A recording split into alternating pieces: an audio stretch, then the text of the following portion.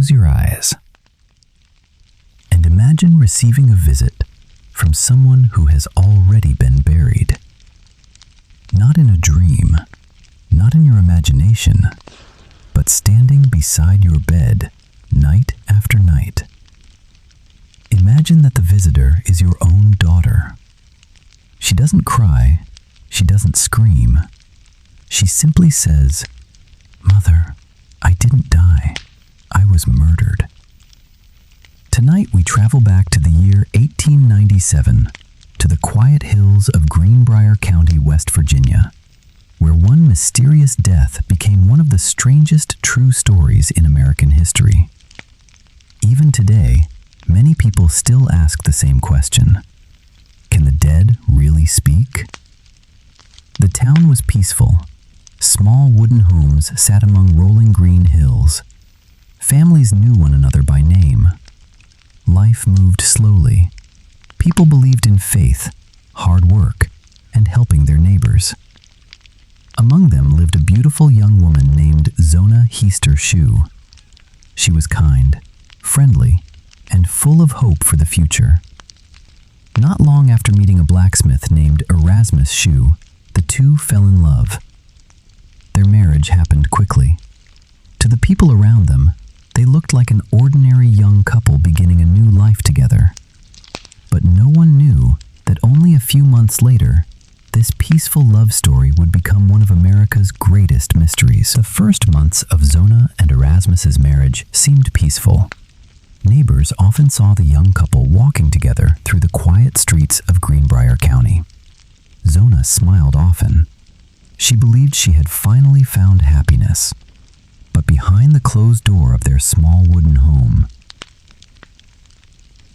something was changing.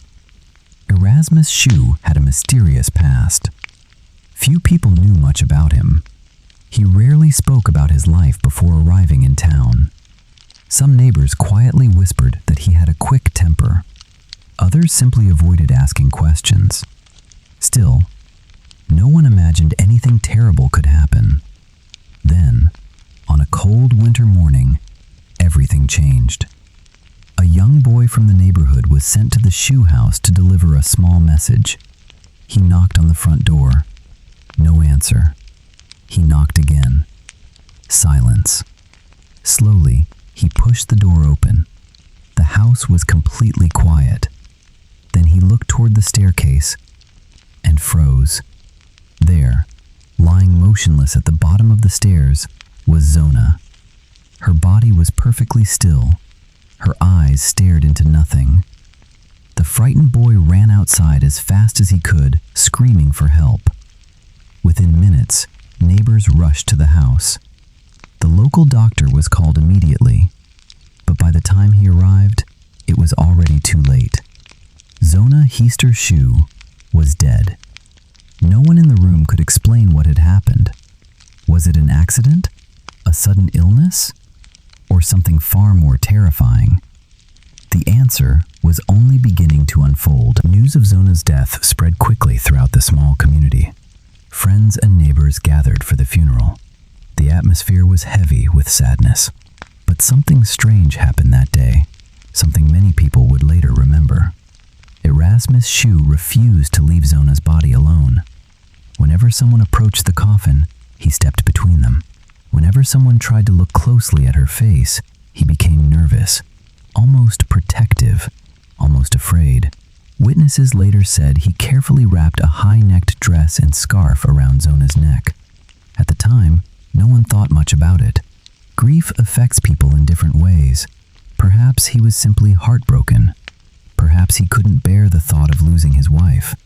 But during the funeral, several people noticed something unusual. Whenever the coffin was moved, Zona's head seemed strangely stiff, almost as if her neck couldn't bend naturally. The local doctor remembered this detail. At the time, he found it odd, but he had no evidence that anything was wrong. So the funeral continued, and soon Zona Heister Shue was buried beneath the cold winter ground. For most people, the story should have ended there. A young woman had died. A grieving husband had buried his wife. Life would move on. But one person refused to accept that explanation. Zona's mother, Mary Jane Heaster, because deep in her heart, she believed something terrible had happened to her daughter.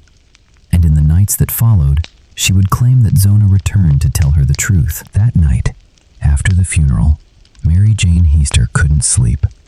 The house felt painfully quiet. Every corner reminded her of her daughter.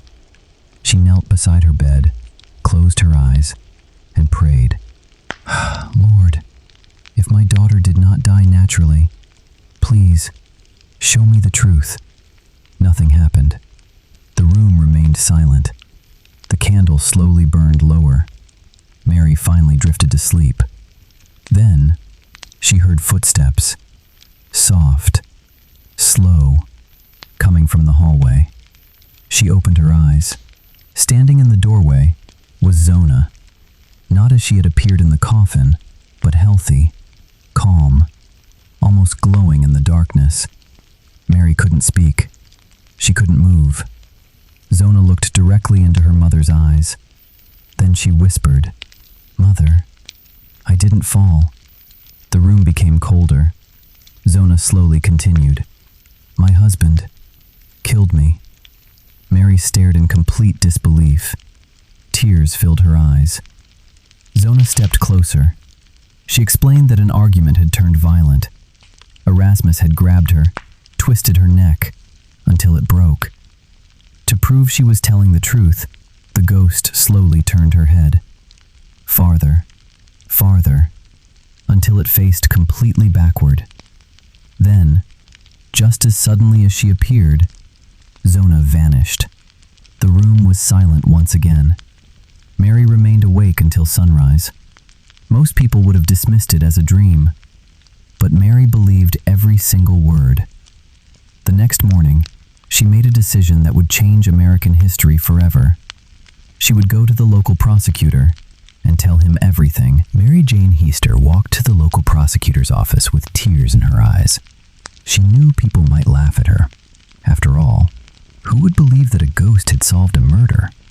Still, she told the entire story. She described every word Zona had spoken. At first, the prosecutor remained silent. He did not believe in ghosts. But something about Mary's honesty caught his attention. Then he remembered something strange. The doctor who examined Zona's body had never completed a full investigation. Her husband had stayed so close to the body that a careful examination had been impossible. The prosecutor made a difficult decision. He ordered Zona's body to be exhumed. Days later, the grave was opened. Doctors carefully examined her remains. Within minutes, they discovered something shocking. Zona's neck was broken. Several bones had been crushed. Her windpipe showed signs of violent pressure. The injuries were impossible to explain as an accident. The peaceful death everyone believed had never happened. Someone had murdered Zona Heaster Shue, and suddenly, the ghost story no longer sounded impossible. The evidence was undeniable. Erasmus Shue was arrested and charged with the murder of his wife. The quiet town of Greenbrier was suddenly filled with reporters, curious neighbors, and courtroom spectators. Everyone wanted to know the truth. Inside the courtroom, the prosecution presented the medical evidence. Zona's neck had not been injured by accident. It had been violently broken. As the trial continued, another disturbing detail came to light. People who had known Erasmus before arriving in West Virginia revealed that this was not the first tragedy surrounding him. His past relationships had ended under mysterious circumstances. Some witnesses described him as controlling. Others remembered his sudden bursts of anger. The jury listened carefully. Then came the most unbelievable moment of the entire trial. Mary Jane Heaster took the witness stand. She calmly told the court about the 4 nights her daughter's ghost had appeared beside her bed. She repeated every word exactly as she remembered it. The courtroom fell completely silent. Some people looked away. Others shook their heads in disbelief. The judge knew ghost stories could not be accepted as legal evidence. But Mary's testimony left a powerful impression on everyone in the room. Combined with the medical findings, the case against Erasmus became stronger than ever. For the first time, He looked genuinely afraid. After several days of testimony, the jury carefully reviewed every piece of evidence. The medical report told one story, the witnesses told another. And although the court could not officially accept a ghost's words as evidence, Mary Jane Heaster's testimony had changed the way everyone viewed the case. The defense struggled to explain Zona's broken neck. They offered no convincing answer. Erasmus Shue remained calm on the outside, but those inside the courtroom noticed his confidence slowly fading. Finally, the jury returned with its decision. Guilty. Erasmus Shue was convicted of murdering his wife, Zona Heaster Shue. He was sentenced to life in prison. For the people of Greenbrier County, justice had finally been served. But many believed the case would never have been solved without a mother's determination and the mysterious visits she claimed to receive from her daughter's ghost. To this day, the Greenbrier Ghost remains one of the most unusual criminal cases in American history. A case where legend and justice became forever intertwined. Erasmus Shue spent the rest of his life behind prison walls. He never confessed to the murder. Even until his final days, he insisted that he was innocent. But for the people of Greenbrier County, the case was already settled. Years passed, the old house disappeared. The faces of those who witnessed the strange events slowly faded into history. Yet the story never died. Generation after generation, parents told their children about the young woman who returned after death, not to seek revenge, but to reveal the truth. Today, a historical marker still stands in Greenbrier County, West Virginia. It tells the story of Zona Heaster Shue, the woman whose ghost is said to have helped solve her own murder. Was it truly a supernatural miracle? Was it the determination of a grieving mother? Or was it simply a remarkable coincidence that changed history forever? No one knows for certain. But sometimes, the greatest mysteries are the ones that leave us with questions instead of answers. As the night grows quiet and sleep gently finds you, remember one thing. Some stories refuse to be buried. Good night, sleep well, and I'll see you in the next mystery.